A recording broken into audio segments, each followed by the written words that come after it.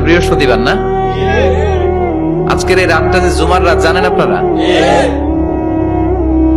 আমরা বাংলাদেশে মনে করি জুমার দিন শেষে যে রাতটা ওইটা মনে হয় জুমার রাত, আসলে ওইটা শনিবারের রাত।